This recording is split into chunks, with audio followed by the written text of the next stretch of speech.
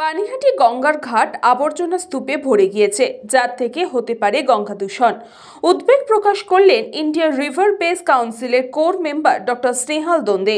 গঙ্গা আমাদের মা, আর সেই মাকে পরিষ্কার রাখতে আমাদেরকেই এগিয়ে আসতে হবে। বর্তমানে গঙ্গা দূষণ রোধে কেন্দ্র এবং রাজ্য দুজনে একসাথে উদ্যোগ নিচ্ছেন। বিভিন্ন প্রকল্পও চালু করেছেন তারা গঙ্গা দূষণ রোধে।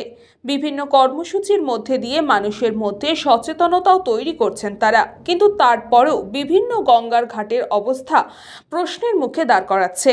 পানিহাটি মহোৎসব তলা ঘাট, কিছুদিন আগেই সেখানে মা গঙ্গার আরতি করা হয়েছিল এবং নমামি গঙ্গের আওতায় গঙ্গার ঘাটও পরিষ্কার করা হয়েছিল। কিন্তু আবারও মানুষের অসচেতনতার ফলে গঙ্গার ঘাট অপরিষ্কার হয়েছে, জমেছে নানান ময়লা স্তূপ, যার একাধিক অংশই প্লাস্টিক। আর সেই নিয়েই উদ্বেগ প্রকাশ করেছেন ইন্ডিয়ান রিভার বেস কাউন্সিলের কোর মেম্বার ডক্টর স্নেহাল দন্দে। গঙ্গার ঘাট সংলগ্ন এলাকা তিনি ঘুরে দেখেন এবং আবর্জনা স্তূপ দেখে উদ্বেগ প্রকাশ করেন তিনি। 2021-এ আমি এর আগেও এসেছিলাম এখানে, যখন পানিহাটি মিউনিসিপ্যাল কর্পোরেশনের সব অফিসারদেরকে এখানে এনেছিলাম, রিকোয়েস্ট করেছিলাম কেন কি এই যে আমাদের ঘাট, যে গঙ্গা ঘাট, এইটা একটা সবথেকে ইম্পর্টেন্ট জায়গা যেখানে আজকে আমরা দাঁড়িয়েছি। যেমনি এখানে দণ্ড মহোৎসব তলা আছে, গৌরাঙ্গ ঘাট আছে, 34টা চেন অফ ঘাটস আছে, আর গঙ্গা মা আছে। কিন্তু এখানে যখন আমরা দেখি যে আমাদের যে এই যে ট্র্যাডিশনাল রিলিজিয়াস আমাদের যে রিচুয়ালস আছে, ওর জন্যে যেইভাবে আমরা এগুলো নোংরা হতে থাকে, তো এগুলোকে কীভাবে সিস্টেম্যাটিক্যালি এগুলোর ম্যানেজমেন্ট করা যাক, গার্বেজ ম্যানেজমেন্ট যাকে বলে বা সলিড ওয়েস্ট ম্যানেজমেন্ট যাকে বলে। কিন্তু আমি অনেক দুঃখিত যে 2021-এ আমি এসেছিলাম, এর উপরে আমরা একটা হিউম্যান চেইন ফরমেশন করে আমরা পাবলিক অ্যাওয়ারনেস ক্যাম্পেইন করেছিলাম। মিউনিসিপ্যাল কর্পোরেশনকেও এখানে আমরা ইনভাইট করে ওদের সাথে মিলে এসব কাজ হয়েছিল।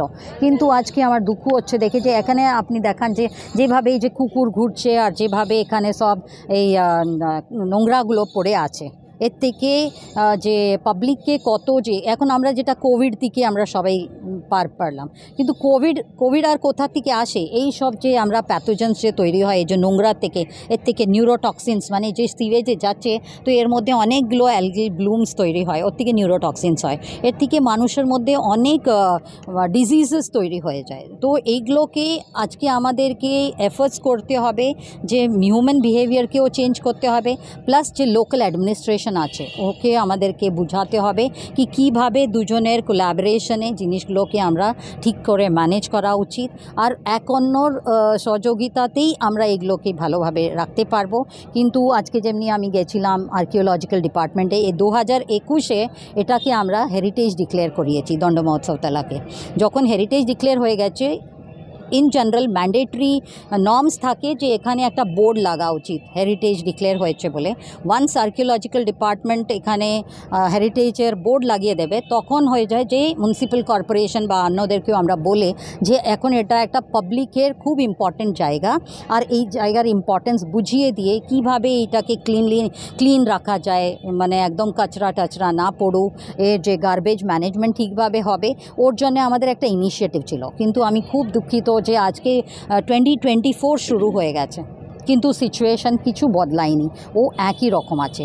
আমরা যা কিছু আজকে করি এগুলো খালি ইভেন্ট করে দাঁড়িয়ে করিয়ে দিই, একটা ইভেন্ট করি, ওর পরে আমরা ভুলে যাই। কিন্তু আমি বারবার আসতে থাকবো যতদিন এই জিনিসগুলোর পরিস্থিতি না বদলাক।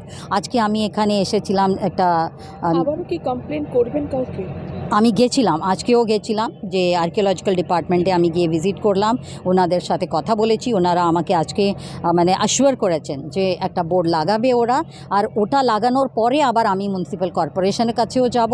কেন কি আর্কিওলজিক্যাল ডিপার্টমেন্ট বোর্ড লাগাক না লাগাক, কিন্তু মিউনিসিপ্যাল কর্পোরেশনের কাজ হচ্ছে রেগুলার বেসিসে এসব জিনিসকে ক্লিন রাখা, এগুলোর ম্যানেজমেন্ট। আপনি দেখতে পাচ্ছেন এখানেই যে পিউরিফিকেশন ওয়াটার সাপ্লাই হচ্ছে, ওখানেই এই নোংরাগুলো যাচ্ছে, সব দূষিত জল। তো এই পিউরিফিকেশনে কত এনার্জি ওয়েস্টেজ, আর কত আমরা ওটাকে ক্লিন করতে পারছি, এখন তো আমি ওর অ্যানালিসিস রিপোর্ট আমার কাছে নেই, কিন্তু এইগুলোর জন্য অনেক জরুরি যে আমাদেরকে রেগুলার চেক করা উচিত কি এই নোংরা জায়গা থেকে আমরা জলকে পাম্পিং করছি।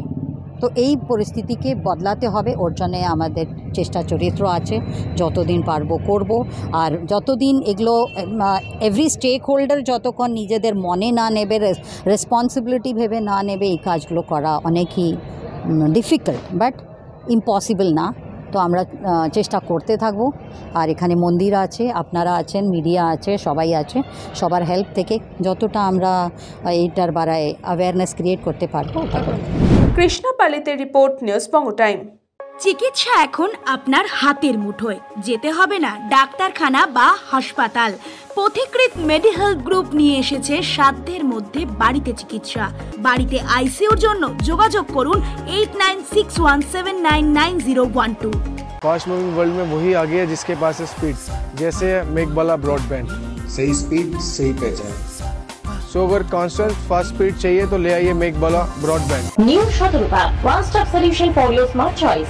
এখানে সকল প্রকার ব্র্যান্ডেড কোম্পানির TV, fridge, mobile, computer, laptop, sound system এবং মোবাইল ও কম্পিউটার অ্যাক্সেসরিজ সঠিক মূল্যে বিক্রয় করা হয়। প্রতিটি কেনাকাটায় আকর্ষণীয় ছাড় এবং নিশ্চিত উপহার। ঠিকানা ইন্দ্রলোক, সোদপুর, কলকাতা 110 এবং Muragachha, Sodepur, Kolkata 111। Animesh Suzuki, BT road, Agarpara. Motorcycle মানে সুজুকি। মোটরসাইকেল সেল এবং সার্ভিস করানো হয় অত্যাধুনিক যন্ত্রের মাধ্যমে। এখানে অত্যাধুনিক মডেলের বিভিন্ন গাড়ি পাওয়া যায়। পাবেন Suzuki Hayabusa, Suzuki Gixxer, Suzuki Bergman, Suzuki access 125 এবং সাথে সার্ভিস সেন্টারের সমস্ত সুবিধা। আমাদের শাখা আগরপাড়া, ব্যারাকপুর ভিআইপি তে। সকলকে সাদর আমন্ত্রণ। ওম সাই ব্যাংকুয়েট অ্যান্ড গেস্ট হাউস। আপনার পরিবারের যে কোনো সামাজিক অনুষ্ঠানের জন্য আসুন ওম সাই ব্যাংকুয়েট অ্যান্ড গেস্ট হাউসে।